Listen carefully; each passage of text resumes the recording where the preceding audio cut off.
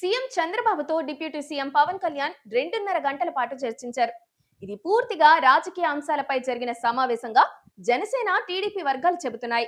అధికారికంగా ఈ భేటీ గురించి ఎలాంటి ప్రకటన చేయలేదు.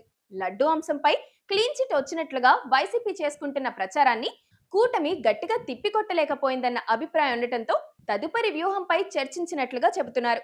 అలాగే రాజ్యసభ ఎన్నికలపై ఈ మధ్య ఢిల్లీ పర్యటనలో అమిత్ షాతో జరిగిన చర్చల్లో వచ్చిన అంశాలపైన మాట్లాడుకున్నట్లుగా చెబుతున్నారు.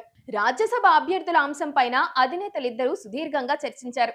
ఈ మధ్య పవన్ కళ్యాణ్ ఢిల్లీ పర్యటనలో కేంద్ర మంత్రి అమిత్ షాతో జరిపిన చర్చల వివరాలను ముఖ్యమంత్రికి వివరించారు పవన్ కళ్యాణ్.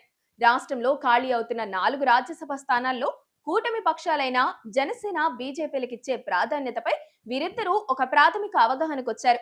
జనసేన తరపున ఒక అభ్యర్థిని పంపే విషయంలో చంద్రబాబు సానుకూలంగా స్పందించినట్లు, అభ్యర్థుల ఎంపికలో సామాజిక సమీకరణలను కూడా పరిగణలోకి తీసుకోవాలని నిర్ణయించినట్లు సమాచారం. అదే సమయంలో కొన్ని చేరికల విషయంలోనూ చర్చించినట్లుగా చెబుతున్నారు.